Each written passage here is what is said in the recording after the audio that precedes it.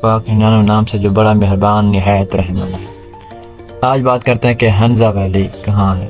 حنزہ valley اسلام آباد سے کتنا دور ہے، حنزہ ویلی پشاور سے کتنا دور ہے، حنزہ ویلی میں کون کون سی خصوصیات ہے، کون کون سی چیزیں ہیں، کون کون سے راستے اس کو لگتے ہیں۔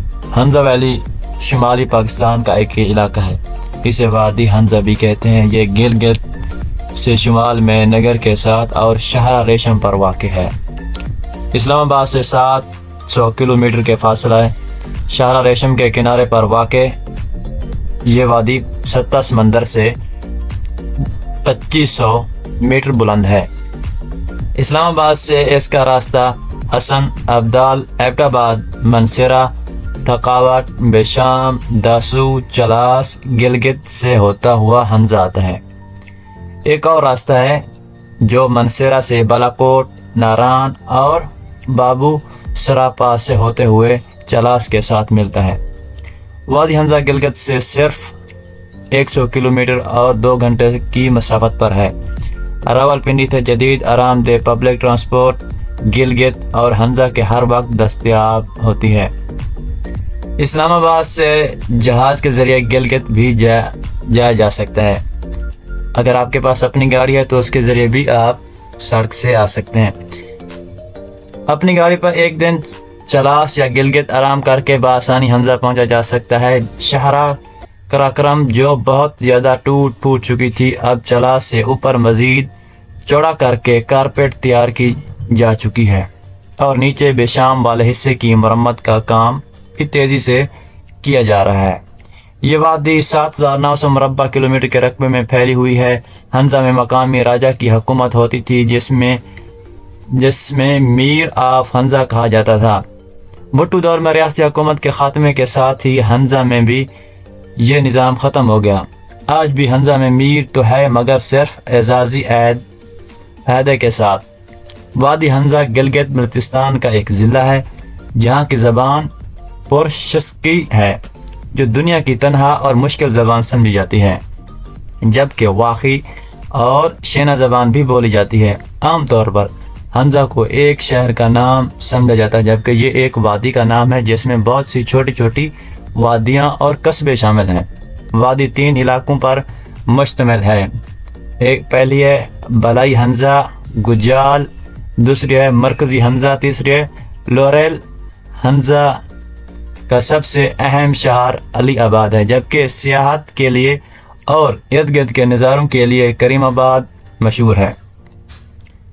کریم آباد میں ہوٹلوں کی بہتات ہے۔ سستے اور مہنگے ہر معیار کے ہوٹل مل جاتے ہیں، جبکہ گیسٹ ہاؤس اور ایک کمرے میں مشترکہ بیڈ کے ساتھ نہایت ہی سستی ماہانہ اور ہفتہ وار بنیادوں پر بھی رہائش مل جاتی ہے۔ کریم آباد کے چاروں طرف اونچی چوٹیاں ہیں جن کے نظارے دنیا میں مشہور ہیں۔ حنزہ کے ارد گرد موجود چوٹیوں میں Rakaposhi, Diran Peak, Golden Peak, Ultar Peak, Lady Finger Peak مشہور ہیں۔ کریم آباد کا بازار حنزہ کی ثقافتی اشیاء سے بھرا پڑا ہوتا ہے، کیونکہ حنزہ میں پاکستانی سیاحوں کی نسبت غیر ملکی سیاح زیادہ آتے ہیں، اس لیے یہ بازار قدرے مہنگا محسوس ہوتا ہے۔ کریم آباد میں موجود میر کا پرانا گھر بلتت قلعہ کریم آباد کے حسن کو 4 چاند لگا دیتا ہے۔ تقریباً 700 سال پرانا یہ قلعہ دیکھنے سے تعلق رکھتا ہے۔ کریم آباد کے قریب ہی ایک اور پرانا قصبہ التت ہے جو وادی حنزہ کا سب سے پرانا قلعہ تصور کیا جاتا ہے، جس میں موجود التت قلعہ 900 سال پرانا ہے۔ حنزہ کے گرد و نواح میں ایک دن میں صبح جا کر شام گئے واپس آ جانے والے سیاح کے مقامات میں سب سے مشہور ڈویکر یا ایگل نصیحت ہے، جہاں پیدل یا جیپ کے ذریعے جایا جا سکتا ہے۔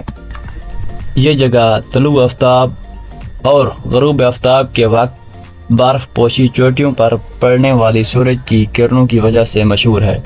یہاں سے التر پیک اور اور التر میدان کا خوبصورت ٹریک بھی شروع ہوتا ہے۔ جیپ پر دریا کے دوسرے کنارے پر واقع وادی نگر بھی جایا جا سکتا ہے، جہاں پر گلیشیئر کا نظارہ دیدہ زیب ہوتا ہے۔ رکا پوشی کے دامن میں واقع خوبصورت گاؤں مناپن ایک پورا دن بتانے کے لیے بہترین جگہ ہے۔ نومل اور نلتر کی خوبصورت وادیاں سیاحوں کے دلوں کو خوشی سے بھر دیتی ہیں۔ قدرتی آفت کے نتیجے میں دریائے ہنزہ پر بنے جانے والی جھیل عطا آبادی اب ایک تفریحی مقام کا درجہ حاصل کر چکی ہے۔ اونچے کالے پہاڑ کے بیچ جھیل کے نیلگوں پانچوں میں کشتی رانی ایک یادگار سفر بن جاتا ہے۔ صرف ایک دن مزید سرخ کر کے جھیل کے پار اتر کر گلمت گاؤں، بوت جھیل، پسو گاؤں، پاکستان کے آخری قصبے سوست بھی بآسانی جایا جا سکتا ہے۔ چین کی سرحد کے ساتھ واقع دنیا کی سب سے اونچے خنجراب پاس کا سفر شاید اس پورے خطے کا سب سے حسین لمحات میں سے ایک ہوتا ہے۔ اسلام آباد سے ہنزہ اور باقی وادیوں کا مکمل سفر 4، 5، 7 اور 10 دنوں میں اپنی سہولیات کے مطابق کیا جا سکتا ہے۔